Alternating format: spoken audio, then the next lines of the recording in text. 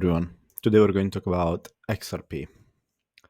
Now, I know I don't usually talk about XRP, but as you can see, I've been investing some time into the XRP's chart in order to bring you some good content. Now, as you can see, I've been splitting my chart into main areas. The first area is the supply area up here, as you can see. Of course, there are more supplies area on top as well, but at the moment we're going to focus on this one. Let's say on one of the measured ones. Then we have our demand zone down here. As I said, for the supply zone, the same can be applied to the demand zone, which means that we're going to have more demand zones down here as well. But we're not going to focus on the points which are not going to be reached anytime soon. So as you can see, we have actually one level of resistance, yes, measured level of resistance, which is this line here. Now, this line, yes, as you can see, at the moment is quite far from where we are now, yes. So if we're going to reach this resistance level, yes, it's going to be around 0.9, yes. So now let's start drawing, and let's start understand what is happening basically. Now, as you can see from up here, we went all the way down. Yes, let me actually make this a little bit bigger for you. Here we go. Looks much better now. So actually, what happened is that we went down. I'm using the daily time chart. So just to make sure that everyone is actually understanding what is happening, we after this massive correction from this level to this level, yes, which is basically from the resistance level up here, yes, to the demand zone down here, we had a big massive correction which took us basically 3 months, yes. So what happened next is that we finally reached the main demand zone, yes, which is down here. Then we had enough momentum to break through this level of resistance. As you can see, it was going against us, yes. And after that, we finally broke through it with a big green candle. Now, the question is, are we bullish? Are we bearish on XRP? Now, I'm not gonna lie, yes, as you can see, even if we take into consideration only the stock RSI, we can easily tell that long term, yes, which means, let's say weekly, yes, in terms of weeks, yes, we still need to go a little bit lower, in my opinion, yes. So as you can see, our main demand zone for a smaller time range of time is this one, yeah. So this is our demand zone down here, yeah. So most likely XRP is going to go back to this level once more, yes, and maybe at some point it will go even lower. Now, what I think is going to happen, because in the daily, as you can see, the stock RSI is indicating that we are going down. Yes, we're going through a distribution phase or even a phase of correction. Yes, so as you can see, most likely, and this is what happens all the time. Yes, is that we go down. Yes, and then at some point we make a low, which is sometimes going to touch the previous high, which is this one, or even this line here, which was the previous level of resistance. So what does that mean? It means that most likely soon we're going to have a drop, yes, which is going to bring the price lower, maybe back to this level here. And then after this level, yes, we're going to see a big push, which most likely is going to push us back to $1 or 0.9. Yes. And up here, yes, this is long term, guys.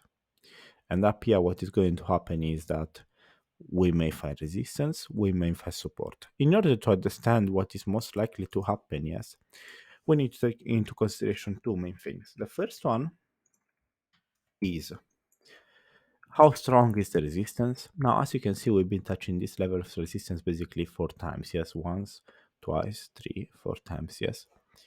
So we know that this level of resistance here is going to be quite strong, yes?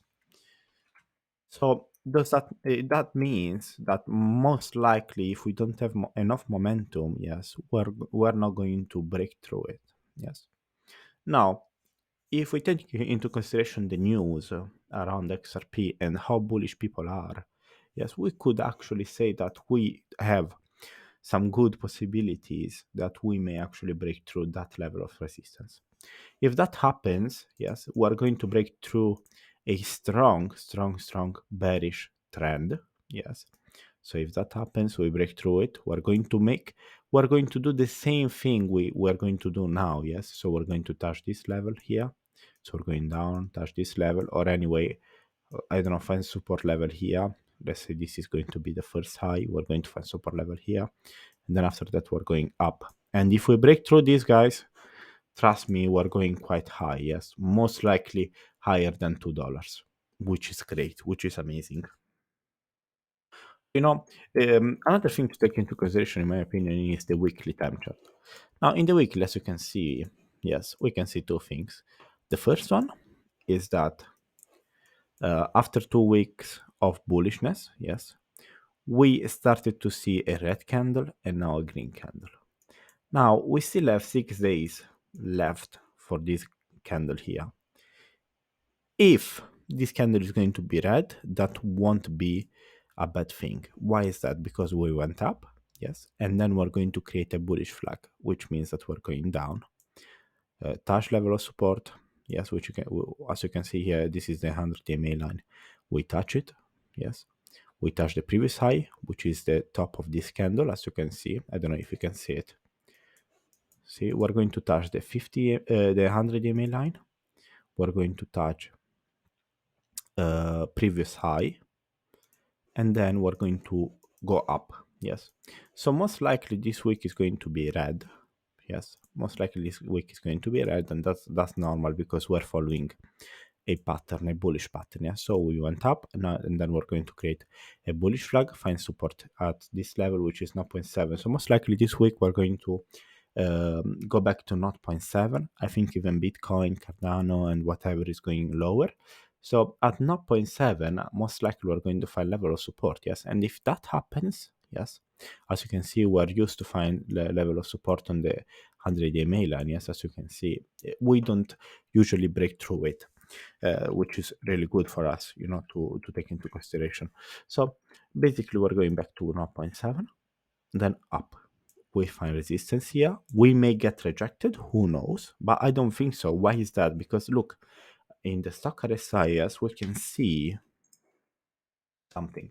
We can see that we had our double bottom here, double bottom on the stock RSI, and then we started pumping. Yes, where we may see a short slowdown here. Yeah, maybe I don't know. Maybe it will go lower, or fuck knows. Yeah, but anyway, it will go lower and then high again.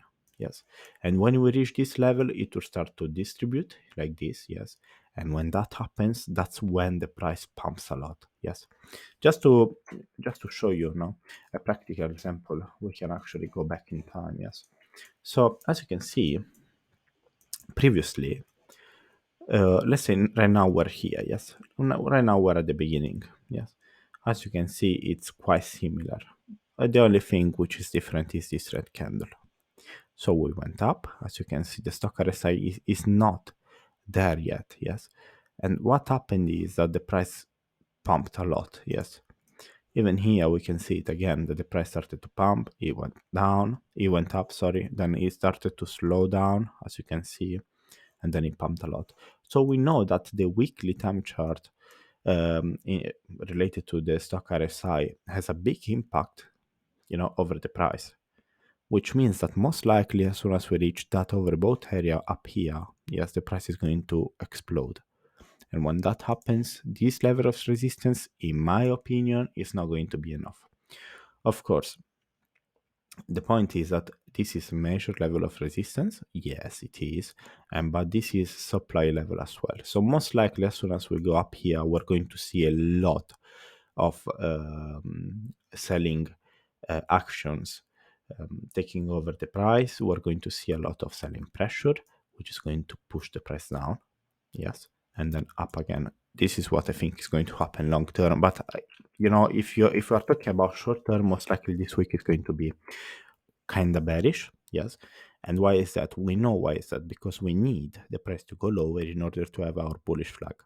As soon as we have our bullish flag, as soon as we reach the 100 EMA line, which is down here, yes. So as soon as we reach the 0.7 level, that's when the price is going to pump. And that's when my daily stock RSI is going to reach the oversold level and is going to finish its accumulation, and then it will go up. Yes. So there is going to be a mix of my daily stock RSI, my weekly stock RSI, which are going to pump together, mixed with my pattern, which is a bullish flag. Yes.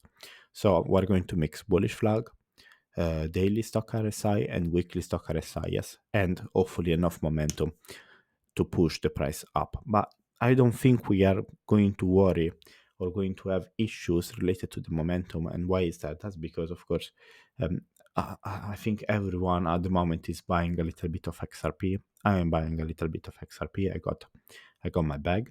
So, you know, I always like to be honest with you guys. So, in my opinion, if you're going to ask me if you should buy XRP, I'm not a fan of XRP or any other coin because I'm a trader, so I don't really mind.